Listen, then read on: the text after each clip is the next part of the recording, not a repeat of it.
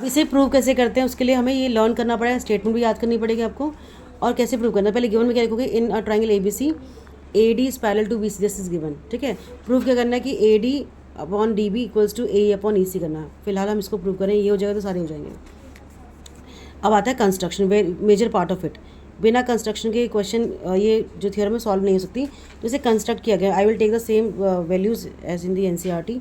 सो हम क्या करेंगे, we have drawn DM perpendicular to AC। हमने क्या लिखा, DM लिया, परपेंडिकुलर AC भी ड्रॉ कर दिया। ऐसे सेम लिखते हैं, EN लिखा है शायद यहाँ पे, EN। तो we have taken one more, we have drawn one more perpendicular EN to AB पूरे पे। ठीक है, तो हमने एक तो ये ड्रॉ कर लिया, फिर क्या किया, जॉइन BE को ज्वाइन कर दिया और CD को ज्वाइन कर दिया। तो जो बोला है वो लिखो, क्या लिखा हमने, we draw DM perpendicular to पूरे पे AC। DM किस पे परपेंडिकुलर, पूरे AC पे जाएगा। अब आप उसे AC बोलो, AE बोलो, EC बोलो, आपकी चॉइस है वो पूरे पर। ठीक है, सिमिलरली और क्या क्या, एंड बताओ भी, EN perpendicular to AB, right. और क्या काम किया, ज्वाइन, हमने क्या ज्वाइन किया बेटा, B को E से ज्वाइन कर दिया, B को E से मिलाया एंड D को C से मिला दिया, and join D to C, DC बन गया, ज्वाइन DC। आया समझ में, construction is a major part of it. कई क्वेश्चन जो आपके ऐसे होंगे जो आपको कंस्ट्रक्शन से ही सॉल्व करने पड़ेंगे, उसके बिना नहीं होंगे। ठीक है, हाँ, MPT की। अब आते हैं प्रूफ पर। यहाँ से हमारा रोल चलेगा, जो हम बोलते हैं प्रोसेसिंग। हमने सारा सामान तैयार कर लिया, अब इसको करना है प्रूफ। तो 4 मेन स्टेप होते हैं, हमेशा गिवन लिखते हैं, देन टू प्रूव आता है, उसके बाद आता है कंस्ट्रक्शन अगर हम कंस्ट्रक्शन कर रहे हैं तो, और लास्ट स्टेप होता है प्रूफ का, जो मेजर पार्ट हमारा इसका होता है प्रूफिंग का। सबसे पहले आते हैं कैसे हम इसको प्रूव करेंगे। देखो भाई लिखा है, अब हम दो ट्राइंगल्स करके लेंगे, ADA, एक ट्राइंगल लो ADE, थोड़ा सा आपको लर्न भी करना पड़ेगा ये से, मैं समझा रही हूँ। ADE और एक ट्राइंगल लेती हूँ मैं BDE, इसको बोलेंगे अड़े और बड़े। दिख रहा है अड़े, कौन सा, ADE अड़े, दिख रहा है बेटा, इसको I can highlight, that is अड़े। अड़ जाओ भैया, अड़ जाओ, बड़े भैया। और ये बड़े, अड़े बड़े दिख रहे हैं, कर दिया मैंने हाईलाइट, है ना बेटा। तो यू कैन टेक 2 ट्राइंगल्स, अभी मैंने लिया अड़े बड़े, तो हम लिखते हैं, तो कॉन्ग्रुएंसी आसान होगी इसलिए लिया। हाँ, कॉन्ग्रुएंसी नहीं करें, फिलहाल हम एरिया लेंगे। तो हम लिखेंगे एरिया ऑफ ट्राइंगल अड़े, अड़े को मैंने लिया ऊपर और बड़े को लिया नीचे, एरिया ऑफ ट्राइंगल बड़े। अब आपको पता है भाई, आप बताओगे Dhruv, what is the formula of area of triangle, famous formula, Shahrukh Khan of the formula, शाबाश, very good. You will write half into base into height. अब पहले मुझे आप बताओ, अड़े में क्या बेस होगा और क्या परपेंडिकुलर होगा बेटा, आपको दिख भी रहा है, ये धीरे ने पकड़ा हुआ है तो दिख रहा है तुम लोगों ना, आई थिंक। AD हाइट होगी, हम DE बेस होगा। देखो हाइट के लिए परपेंडिकुलर होना जरूरी है, परपेंडिकुलर में ड्रॉ किए। अब आपको दिख रहा होगा बेटा कि मैम अड़े में तो दो ट्राइंगल्स, दो परपेंडिकुलर पड़ रहे हैं, आपको कौन सा चाहिए, तो ये डिपेंड्स ऑन द नीचे वाला ट्राइंगल, समझ रहे हो। अब आपको दिख रहा है बेटा ADE में, अड़े में 2 परपेंडिकुलर हैं, EN लेंगे और DM, लेकिन मैंने ट्राइंगल लिए बड़े, तो बड़े के हिसाब से अड़े को डिसाइड करेंगे हम। ठीक है, क्योंकि दोनों आ सकते हैं, you can write EN, you can write DM, कोई भी लिख सकते हो, गलत नहीं था, लेकिन नीचे मैंने ले लिए बड़े। अब पहले बड़े को डिसाइड करते हैं, उसके हिसाब से आप इसको बोलोगे कि ये दोनों में से कोई भी आ सकते हैं। देखो यू कैन सी बेटे, जो बड़ा ट्राइंगल दिख रहा है, बड़े वाला ट्राइंगल जो है वो ऑब्ट्यूज एंगल ट्राइंगल है, दिख रहा है ऑब्ट्यूज, इसका मुंह कितना चौड़ा जा रहा है, ऐसे अगर मैं इसको ड्रॉ करूँ तो ऐसे बन रहा है 120 डिग्री, है ना, थोड़ा कितना सुंदर बनाया मैंने, वाह। ठीक है, ये ऐसे बन रहा है, ये होता है आपका ऑब्ट्यूज एंगल ट्राइंगल।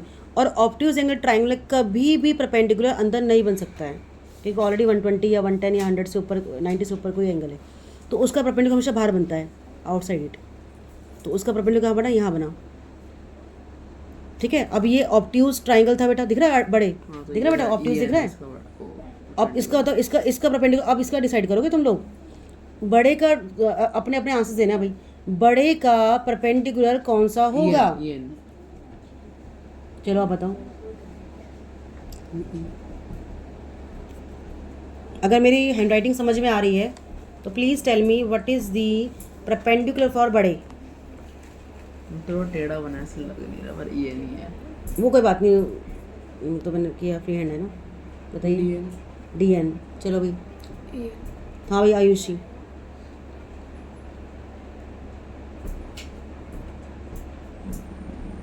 नज़र आ रहा है? बड़े का परपेंडिकुलर क्या लग रहा है? तो भाई बड़े का जो परपेंडिकुलर होगा वो कहाँ बनेगा बेटा आपका? ई एन पे, ये परपेंडिकुलर पड़ रहा है, आ रहा है मेरे को। ई एन पे आ रहा है, काट दो, ई एन पे आ रहा है। तो यानी कि अगर I will write the perpendicular for बड़े, तो बेटा इसका फॉर्मूला के पहले हम नीचे वाला कर लेते हैं, हाफ इंटू बेस। अच्छा कहाँ आ गया बेटा? परपेंडिकुलर था ई एन, दिख रहा है आप लोगों को? परपेंडिकुलर है ई एन, बेस क्या है?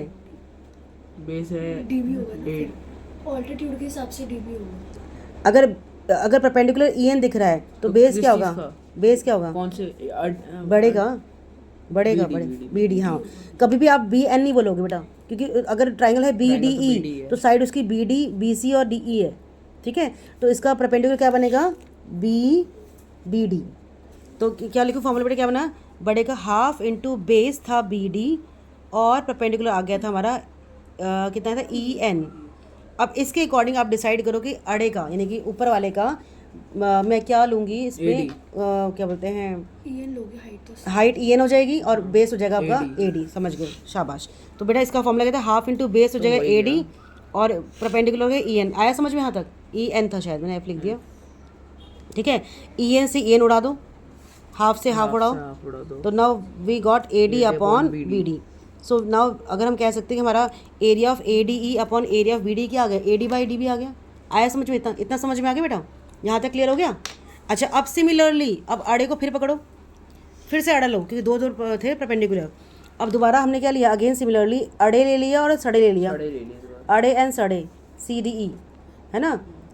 दिख रहा सड़े? अब इसको मैं और कितना सुंदर फिगर बन किया है कि समझ ही नहीं आ रहा है। मैं दोबारा से अच्छा से रीड्रॉ करती हूँ। I will try to write साफ साफ, ए डी ई बी सी, ये सब कंस्ट्रक्शन तो हमें डॉटेड करना पड़ता है, मैंने अभी पूरा रैंडमली ड्रॉ कर दिया है, ठीक है? अब हम लिखेंगे now similarly, similarly area of अड़े, अगेन अड़े ले लो भैया और नीचे कह लो सड़े ले लो, सी डी, अड़े सड़े, है ना? अब सड़े को देख के हमें अड़े को डिसाइड करना है। अब मतलब सड़े में वही सेम बात, फॉर्मूला बेटा क्या होता है? Half into base into height. अब now tell me what is the height for the सड़े। यहाँ से सड़े की हाइट क्या होगी? कहाँ? ये था ऑप्ट्यूज, अगेन ये ऑप्ट्यूज ट्राइंगल बन रहा है। ऑप्ट्यूज में कभी भी 90 अंदर नहीं बनता है, तो यानी कि आपने साइड को इंक्रीज़ किया होगा और पड़ रहा है परपेंडिकुलर। तो सी डी ई का ले, सड़े के लिए भाई परपेंडिकुलर क्या बनेगा? डी एम, और बेस बेटा क्या होगा? सी ई होगा। कभी हम सी एम नहीं बोलेंगे, हम बोलेंगे सी ई। उसकी लिमिट कहाँ तक है? सी ई तक है। तो हमारा बेटा फॉर्मूला बेटा हाफ इंटू बेस था सी ई और ऑल्टीट्यूड था इसमें डी एम। चलो भाई ये डिसाइड हो गया। ऊपर ही लगा फॉर्मूला अड़े के लिए हाफ इंटू, अब क्या हो बेटा? क्योंकि मैंने नीचे डी एम लिया है तो मैं अड़े के लिए भी डी एम यूज़ करूँगी। और अगर हाइट होती है डी एम तो बेस क्या होना चाहिए? जहाँ वो पड़ता है। अब डी एम कहाँ पड़ रहा है बताओ? हाँ डी एम पड़ रहा है ए ई पर, है ना भाई? क्या आप लोगों को समझ में आ रहा है यहाँ तक? हाँ भाई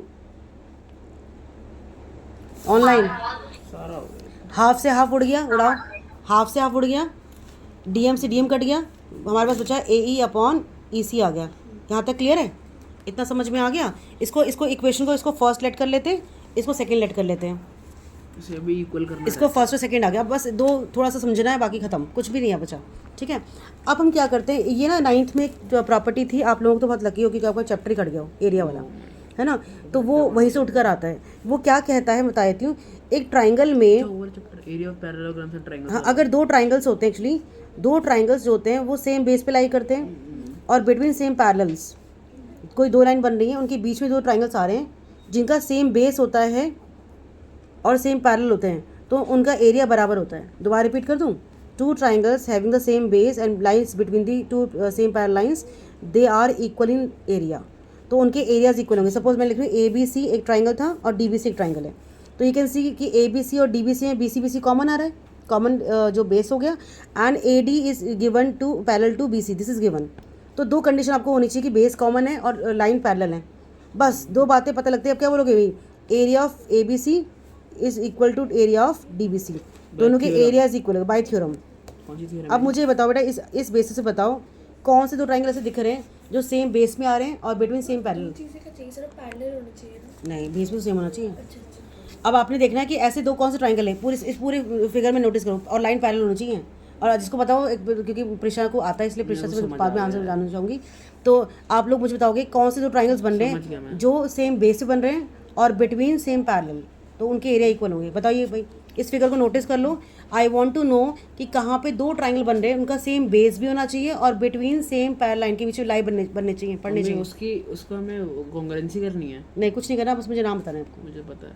चलो अब मैं ध्रुव से पूछनी पहले जल्दी।